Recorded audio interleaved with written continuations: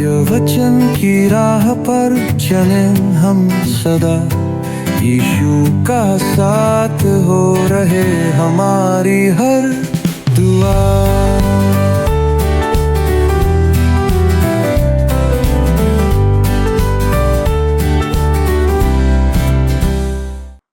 प्रिय दर्शकों, मैं आपका इस क्रमबद्ध बाइबल अध्ययन कार्यक्रम सत्य वचन में हार्दिक स्वागत करती हूँ।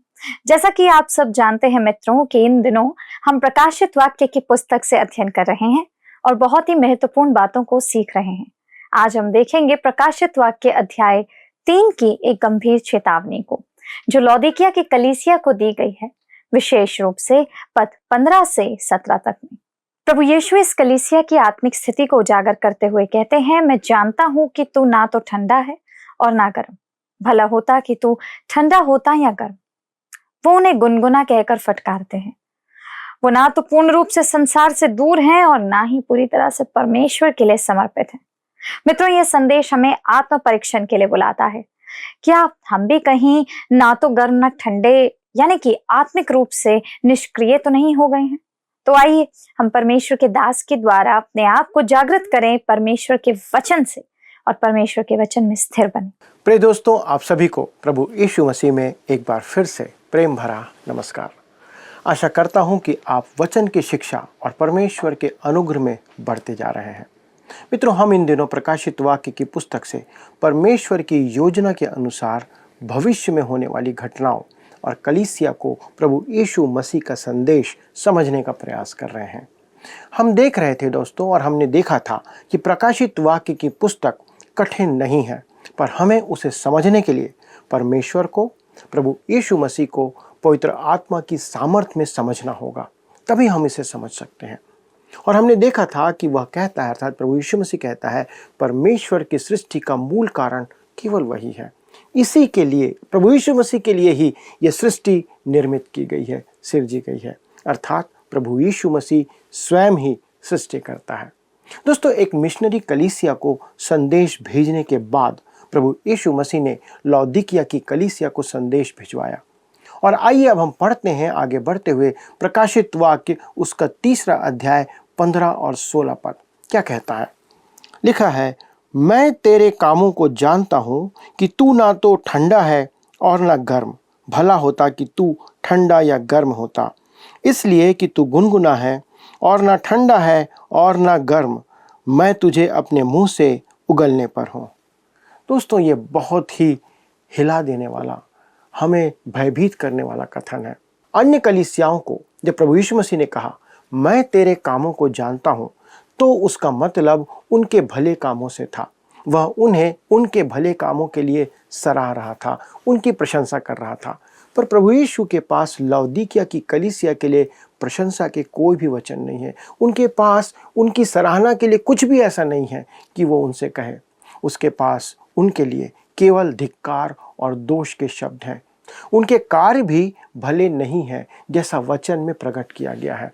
उनके कार्य दुष्टता के थे दोस्तों, और इसीलिए वो कहता है, तू ना तो ठंडा है और ना गर्म।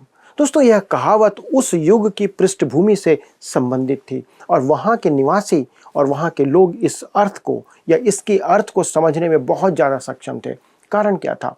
घाटी में होने के कारण लौदीकिया को पानी की परेशानी बनी रहती थी, और वहाँ के खंडहरों के मध्य खड़े होकर आप दक्षिण में फ्रूगिया के पर्वतों को देख सकते हैं।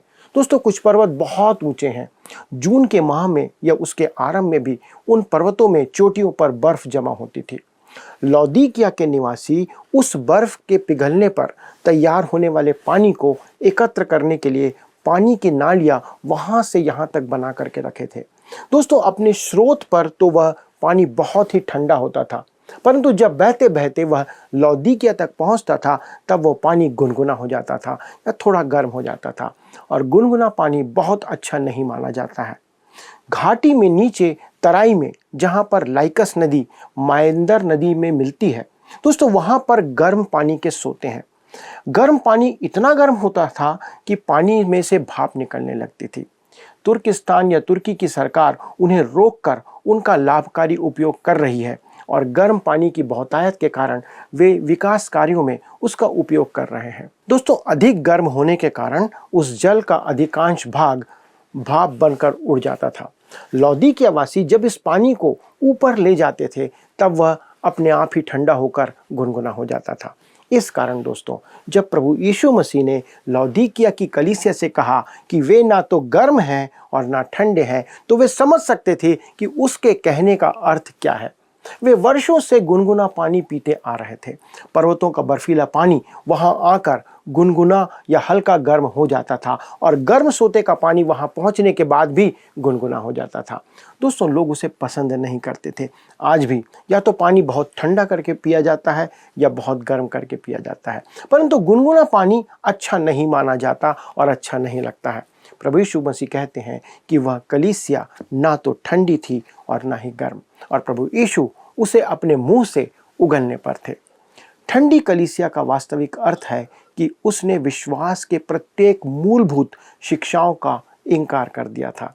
वह केवल औपचारिकता निभा रही थी और परमेश्वर के वचन तथा प्रभु यीशु मसीह के सुसमाचार के सक्रिय विरोध में वे काम कर रहे थे या बने हुए थे। मित्रों, आज आप देखेंगे कि सुधारवादी प्रभु यीशु मसीह के सुसमाचार का सक्रिय विरोध करते हैं, बहुत एग्रेसिव विरोध करते हैं। इफिसुस की कलीसिया गर्म आत्मिक जोश और मनोभाव का प्रतीक यहाँ पर है। यद्यपि वे अपने पहले प्रेम से दूर हट गए थे। कितनी अद्भुत बात है दोस्तों कि पवित्र आत्मा उन्हें मसीह के साथ व्यक्तिगत संबंधों में ऊंचाई पर लेकर आता है। लौदीकिया की कलीसिया ना तो गर्म थी और ना ठंडी थी, वह गुनगुनी अवस्था में थी। आज दोस्तों, अधिकांश कलीसियाएं विश्वास से हटकर मध्य मार्ग पर चल रही हैं। वे बीच का मार्ग अपनाना चाहते हैं। वे परमेश्वर के वचन और मसीही विश्वास की महान शिक्षाओं के प्रति दृढ़ता से आज खड़े हुए नहीं हैं, परंतु वे सुधारवादियों के वर्ग में भी कहलाना पसंद नहीं करते हैं। वो दोनों तरफ ना जाते हुए बीच का मार्ग अपनाते हैं। आज ऐसे अनेक विश्वासी हैं दोस्तों, जो रूढ़िवादिता में चरम सीमा पार करने या सुधारवाद में चरम सीमा लांघने के काम को कर रहे हैं। उनमें से अनेक जन दोनों ओर लुढ़कते रहते हैं, कभी इस तरफ कभी वे उस तरफ। यह वास्तव में संभव नहीं है और ऐसा हमारे जीवन में होना नहीं चाहिए। या तो आप इस तरफ खड़े हों या उस तरफ खड़े हों। प्रभु यीशु मसीह इसी मानवीय स्वभाव से रुष्ट था, क्रोधित था, और वह स्पष्ट रीति से उनसे कहता है, मैं तुझे मुंह से उगलने पर हूँ।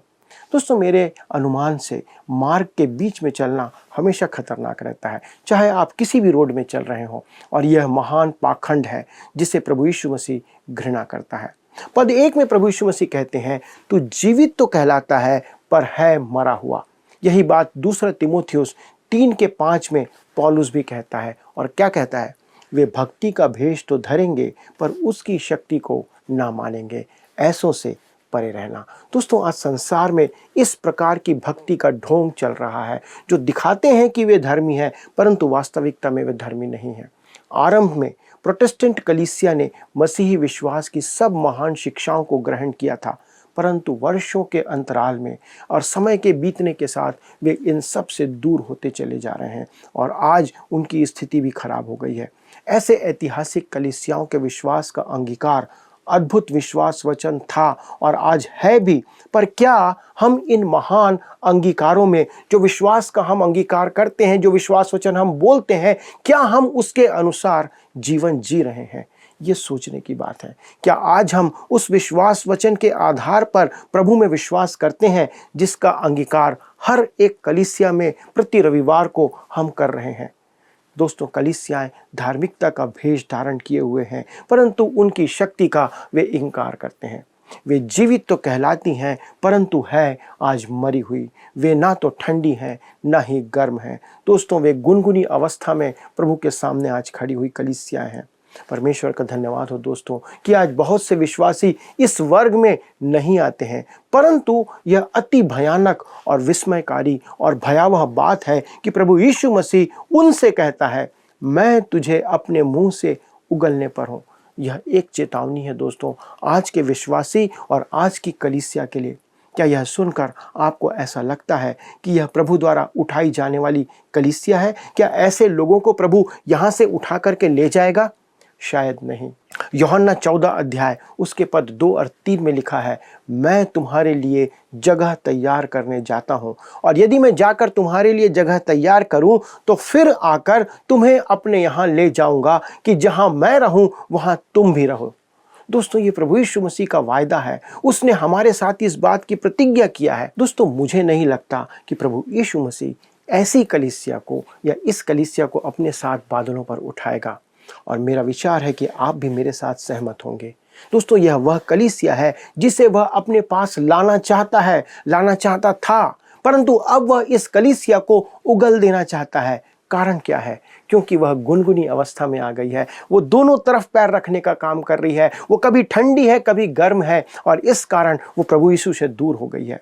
यदि आज वह कलीसिया को संदेश दे तो वो कहेगा, मैं तुझसे अत्यधिक उकता गया हूँ। मैं तुमसे कहता हूँ कि मुझसे तुम प्रेम करते हो, ये कहना चाहते हो, परंतु तुम्हारे मन में ऐसा प्रेम नहीं है। दोस्तों, हम शब्दों से, अपने वचन से कहते हैं कि हम प्रेम करते हैं, परंतु हमारा हृदय प्रभु से बहुत दूर है। हमारे लिए यह अपने मन को जांचने का संदेश है दोस्तों, क्योंकि हमारा समय ठीक वैसा ही है जैसे लौदीकिया की कलीसिया का उस समय था। आज कलीसियाओं का विभाजन प्रोटेस्टेंट और रोमी कलीसिया नहीं है दोस्तों। आज कलीसिया विभाजित है। परमेश्वर के वचन का अनुसरण करने वाले और प्रेम करने वाले और आज्ञा मानने वाले, तथा दूसरी तरफ है वचन को अस्वीकार करने वाले, मसीहत का ढोंग करने वाले। इन दोनों के बीच में एक तरफ वे लोग हैं जो वास्तविकता में इस वचन पर बने हुए हैं, और दूसरी तरफ वे हैं जो कि ढोंग कर रहे हैं कि वे विश्वासी हैं। दोस्तों, आइए हम इस बात के लिए अपने हृदय को जांचें और ध्यान करें कि प्रभु के सामने आज हमारी परिस्थिति है तो कैसी है। आइए हम आगे बढ़ते हैं और पढ़ते हैं पद 17 को। प्रकाशित वाक्य 3:17 में वो कहता है, तू कहता है कि मैं धनी हूँ और धनवान हो गया हूँ, और मुझे किसी वस्तु की घटी नहीं, और यह नहीं जानता कि तू अभागा और तुच्छ और कंगाल और अंधा और नंगा है। प्रभु कहता है, तू कहता है कि मैं धनी हूँ। दोस्तों, लौदीकिया एक धनवान नगर था। मेरे विचार में लौदीकिया और सरदीस उस युग में अपने क्षेत्र की सबसे धनवान कलीसियाएं थी, और वे नगर भी सबसे धनवान थे। परंतु लिखा है, तू कहता है मैं धनवान हो गया हूँ और मुझे किसी वस्तु की घटी नहीं है। दोस्तों, हम सोचते हैं कि पैसा मित्र बना सकता है, पैसा हमारे लिए सब कुछ ला सकता है, शांति ला सकता है, और संसार की समस्याओं का समाधान भी पैसा कर सकता है। परंतु मेरे मित्रों, पैसे ने कभी किसी की समस्या का समाधान नहीं किया। आप पैसे से दवाई खरीद सकते हैं, स्वास्थ्य नहीं खरीद सकते। आप पैसे से लोगों को खरीद सकते हैं, परंतु अपने लिए मित्र नहीं खरीद सकते। लौदीकिया की कलीसिया ने यही करके देखा था, और वे इसी प्रकार से अपने पैसों पर विश्वास करते हुए वे जी रहे थे। और कहता है, मैं धनी हूँ और धनवान हो गया हूँ, और मुझे किसी वस्तु की घटी नहीं, और यह नहीं जानता कि तू अभागा और तुच्छ और कंगाल और अंधा और नंगा है। दोस्तों, प्रभु यीशु मसीह उससे यह कहते हैं कि तू कंगाल, अंधा, नंगा, अभागा और तुच्छ है। दोस्तों, वे सोचते थे कि धन उनकी समस्याओं को सुलझा देगा। मित्रों, धन किसी भी समस्या का हल नहीं निकाल सकता, और ना ही आपके लिए कभी मित्र बना सकता है।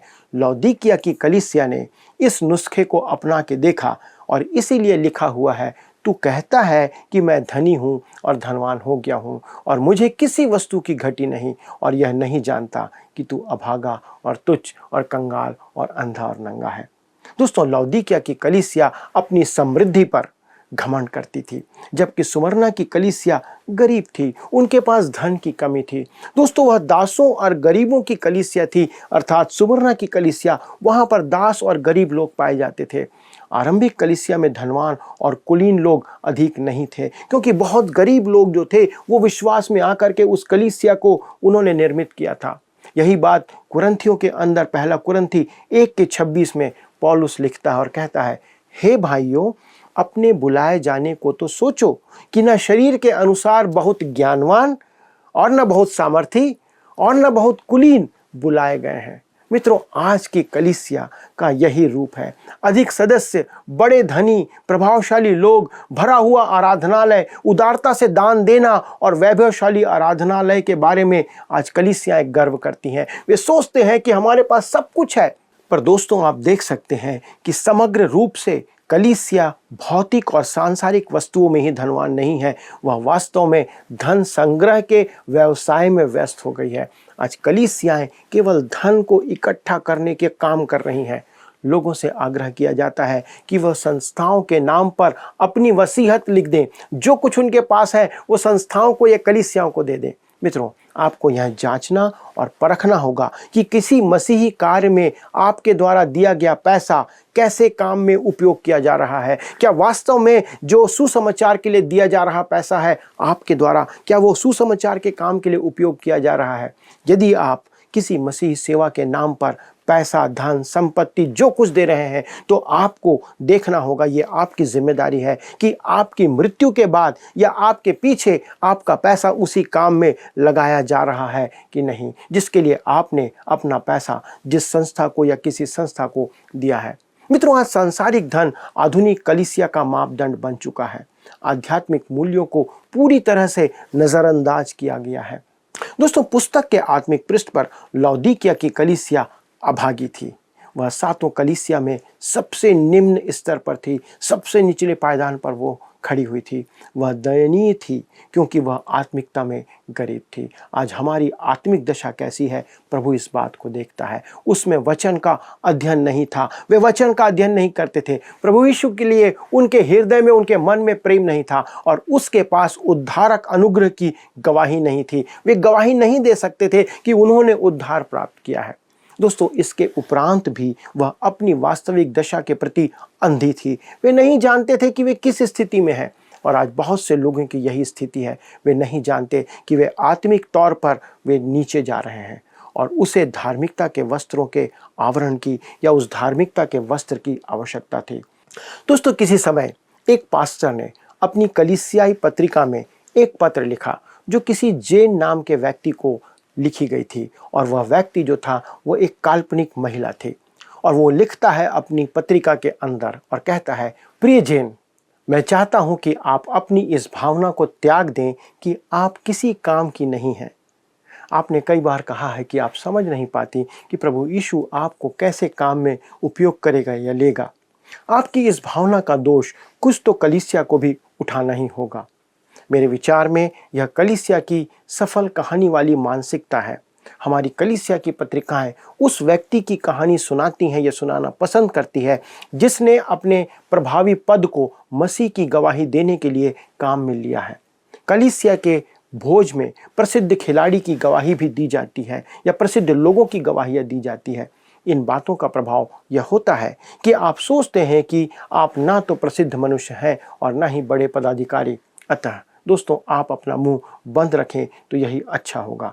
मसीह ने आपके लिए क्या किया, इस बात को कोई सुनना नहीं चाहता है। हम मसीही गवाही का एक मूलभूत सत्य या सच्चाई भूल चुके हैं जो वास्तव में आपको उत्साह दिलाती है। परमेश्वर ने अज्ञानी लोगों को चुना कि बुद्धिमानों को लज्जित करें। उसने संसार के दुर्बलों को चुना कि बलवानों को लज्जित करें। दोस्तों, उसने निर्बल, अकिंचन, जी हाँ, ऐसी वस्तुओं का चुना जिनका अस्तित्व माना ही नहीं जाता है और माना नहीं जा सकता, कि वे अस्तित्ववान वस्तुओं या मनुष्यों का दिखावा ध्वंस करें, जिससे कि परमेश्वर के सन्मुख कोई घमंड ना कर पाए। दोस्तों, आपकी और मेरी स्थिति यही होना चाहिए। जब प्रभु यीशु मसीह ने अपने शिष्यों का चुनाव किया तो उसने ओलंपिक के विजेता या बहुत प्रभावशाली रोमी अधिकारियों को नहीं चुना कि वह उन्हें अपने शिष्य बना ले। उसने आपके और मेरे जैसे साधारण, अकिंचन, कोई सामर्थ्य नहीं रखने वाले मनुष्यों को चुना। उसमें कुछ मछुआरे थे, उसमें एक राजनीतिक का उग्रवादी था, एक चुंगी लेने वाला था जो समाज में कोई स्थान नहीं रखता था। परंतु दोस्तों, इन लोगों ने रोमी साम्राज्य को मसीह के लिए उथल पुथल कर दिया। उन्होंने यह कैसे किया दोस्तों? क्या अपनी प्रसिद्धि के द्वारा? उनका तो कोई नाम ही नहीं था कि वे अपने पद के द्वारा, अपने स्थान के द्वारा लोगों को प्रभावित कर पाते। उनका कोई पद नहीं था। उनकी सामर्थ केवल पवित्र आत्मा द्वारा थी, जो कि मसीह यीशु की सामर्थ थी, पवित्र आत्मा के द्वारा जो उनमें काम कर रही थी। और अंत में वे कहते हैं लिखते हुए, जेन, इस बात को स्मरण रखना कि आज भी प्रभु को सेवा में, ध्यान से सुनिए, आज भी प्रभु को सेवा में साधारण लोगों की आवश्यकता है जो संसार को उलट पुलट कर सकते हैं। मित्रों, हम गीत गाते हैं, सारी कलीसिया का एक यीशु है आधार, वचन और जल से उसने दिया उसको आकार, वह उसको खोजने आया कि उसकी दुल्हन हो, और अपना खून बहाया उसे मोल लेने को। दोस्तों, जर्मनी के एक प्रसिद्ध आराधनालय पर यह बात लिखी हुई थी जो आज भी सत्य है, और कहता है हमारा प्रभु यीशु मसीह हमसे यही बात कहना चाहता है जो वहाँ पर लिखी हुई थी। क्या लिखा था?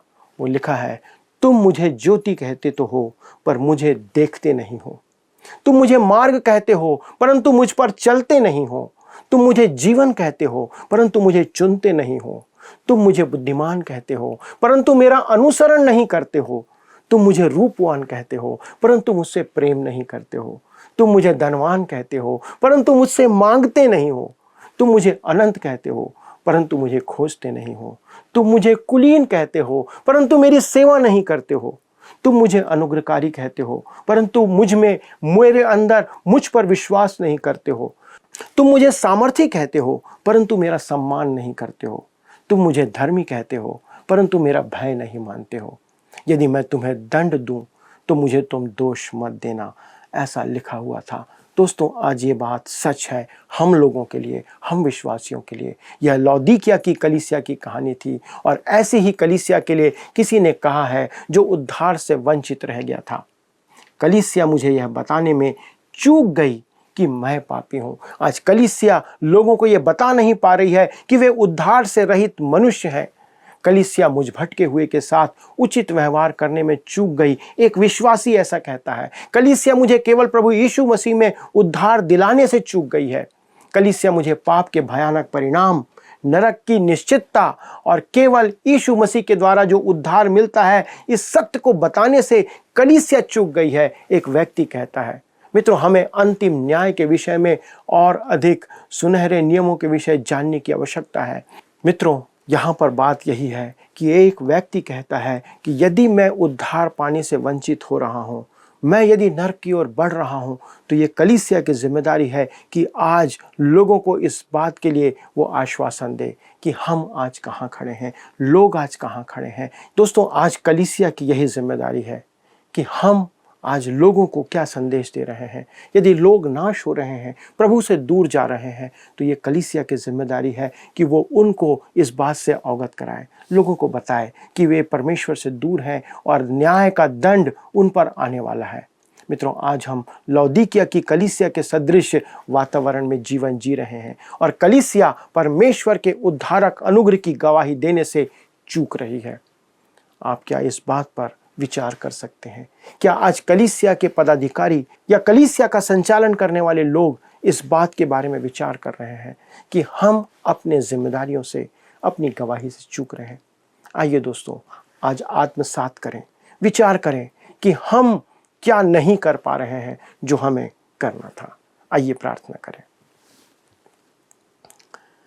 स्वर्गीय पिता परमेश्वर, हम धन्यवाद देते हैं प्रभु कि आप धैर्यवान प्रभु हैं।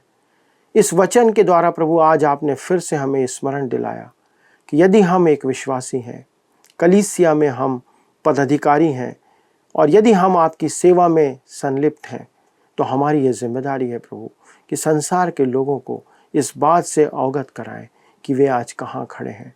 पिता परमेश्वर, हम विनती करते प्रभु, अनुग्रह करना कि हम इस लौदीकिया की कलीसिया के समान गुनगुने ना पाए जाएं, या तो हम आपके वचन के जोश में गर्म पाए जाएं, और अनुग्रह करना प्रभु कि हम अपने जीवन भर ऐसी ही स्थिति में बने रहें, ताकि प्रभु हम आपके द्वारा से तिरस्कृत ना किए जाएं, आपके द्वारा से छोड़े ना जाएं। क्योंकि पिता परमेश्वर, यदि हम सब कुछ करके अंत में यदि उद्धार को खो देते हैं, या हम सब कुछ करके प्रभु उस स्वर्ग के स्थान में उठाए जाने से वंचित रह जाते हैं, तो प्रभु इससे बड़ी शर्म की बात, असफलता हमारे लिए कुछ नहीं हो सकती। हमारी सहायता करना, हमारे सभी दर्शकों की सहायता करना प्रभु कि हम आपके साथ सरगर्म पाए जाएं, और आप हमें कभी भी यह ना कहें कि तू गुनगुना है। धन्यवाद देते हैं पिता, प्रार्थना को सुनने के लिए विनती प्रभु यीशु क्रिस्त के नाम से मांगते हैं, आमीन। प्रिय मित्रों, क्या आपके पास आज के अध्ययन के आधार पर कोई प्रश्न है? यदि है तो कृपया हमसे संपर्क करें। हमारा नंबर आपके सामने है। अगले प्रसारण तक परमेश्वर का अनुग्रह और उसकी दया आप पर, आपके पूरे परिवार पर बनी रहे। प्रभु आपको आशीष दे। मित्रों, आज के अध्ययन में हमने देखा कि लौदीकिया की कलीसिया को दी गई चेतावनी हमारे लिए आज भी उतनी ही आवश्यक और सामयिक है। प्रभु यीशु हमारे दिलों की दशा को भली भांति जानते हैं। वो केवल बाहरी धार्मिकता नहीं बल्कि अंदर की सच्चाई को भी देखते हैं। वचन में लिखा है, मैं धनी हूं, मुझे किसी वस्तु की घटी नहीं। ऐसा सोचकर जो आत्मसंतुष्टि लौदीकिया को धोखा दे रही थी, वैसी ही स्थिति आज की कलीसियाओं और विश्वासियों में भी हो सकती है। प्रभु ने उन्हें बताया कि वे वास्तव में दरिद्र, अंधे और नंगे हैं। मित्रों, ये संदेश आज हमें चुनौती देता है कि हम अपनी आत्मिक स्थिति को गंभीरता से देखें और प्रभु के पास लौटें, गर्म और समर्पित हृदय लेकर, क्योंकि वही हमें सच्ची समृद्धि, आत्मिक दृष्टि और धर्म का वस्त्र पहनाता है। तो आइए हम आज निर्णय लें कि हम गुनगुने नहीं हैं, बल्कि परमेश्वर के लिए पूर्ण रूप से समर्पित हैं, गर्म और जीवित रहेंगे। यदि आप इस अध्ययन को दोबारा सुनना या देखना चाहते हैं तो आप हमारे YouTube चैनल वर्ड रिसाउंड्स हिंदी में इसे पुनः प्राप्त कर सकते हैं। और अधिक जानकारी और प्रार्थना निवेदन के लिए स्क्रीन पर आ रहे नंबर पर कॉल करना मत भूलिएगा।